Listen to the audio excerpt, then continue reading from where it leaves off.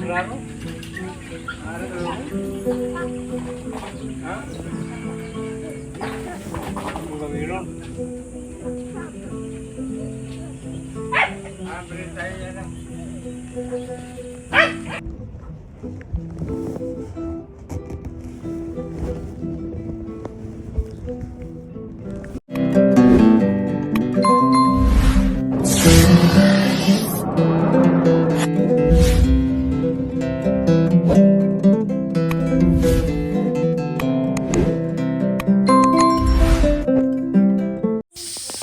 Good morning! Hello everyone!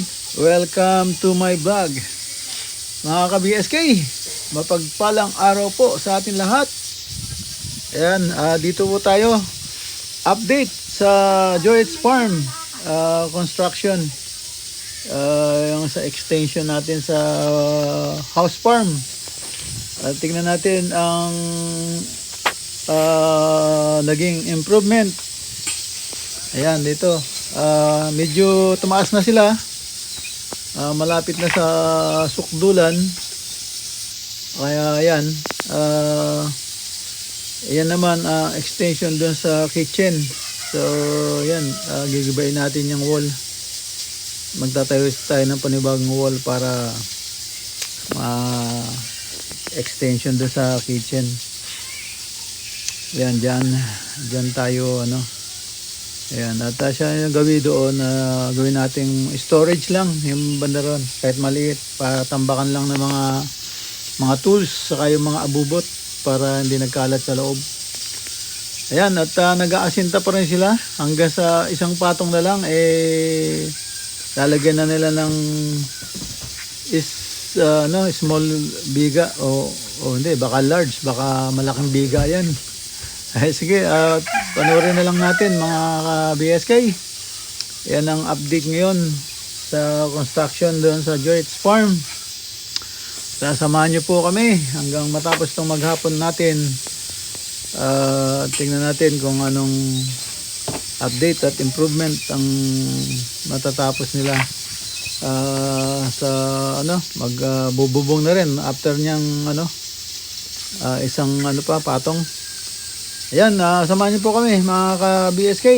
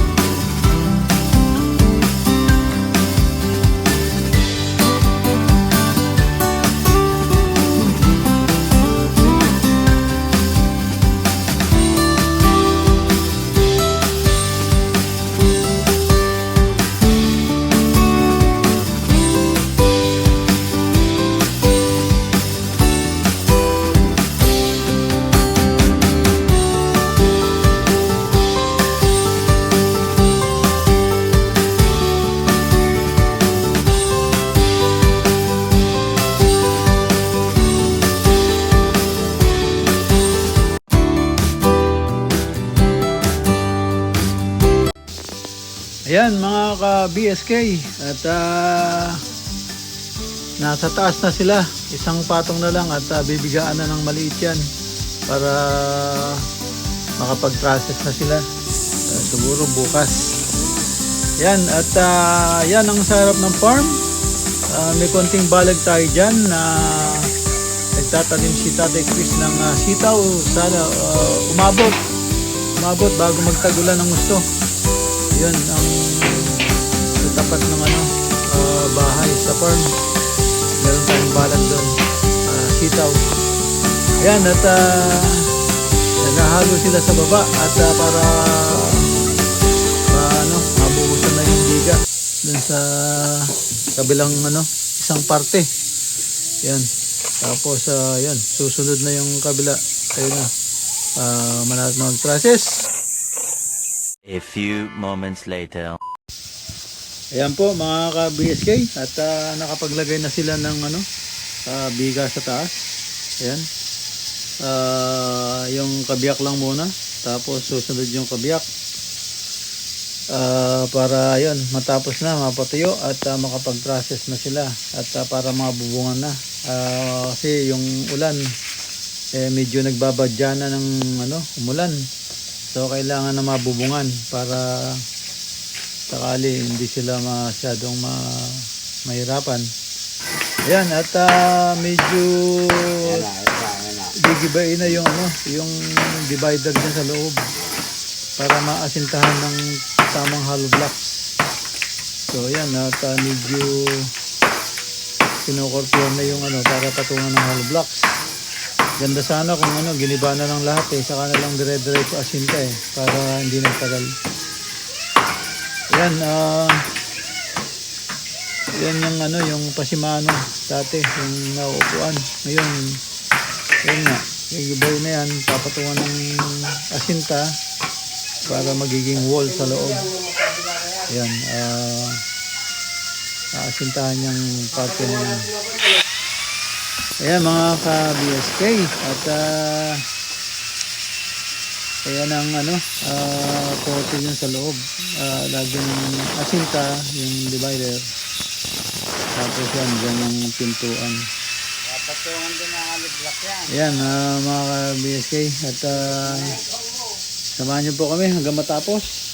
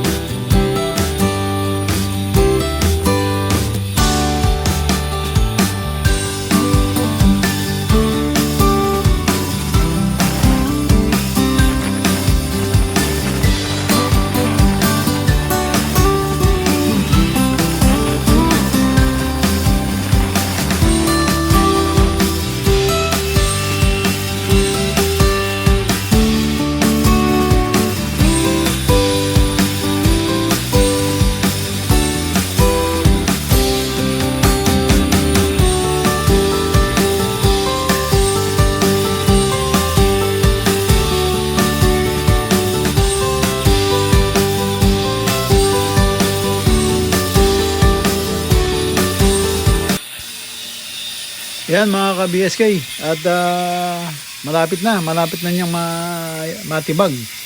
Yung dapat natitibagin. Yan, nakabelo na siya. So yan, pagkatapos niyan ano, Wala rin papatay. tapos nang maghapon at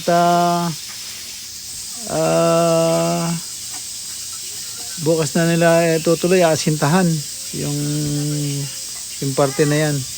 Pero dito sa labas, si Tatay Chris nagkakayas ng kawayan para ready na siya. Pagka nakayas niya lahat, ready na siyang gagawa ng kapihan.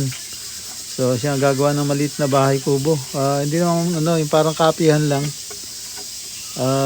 Para kwan. Yan, yan ang parang nagpapahinga si Tatay Chris. Yan ang ginagawa niya para yung kawayan makinis. Para pag binarnisan, yun, smooth at magandang tingnan. Yan mga ka-BSK, doon muna tayo sa loob. Tignan natin kung aandar yung generator. A few moments later.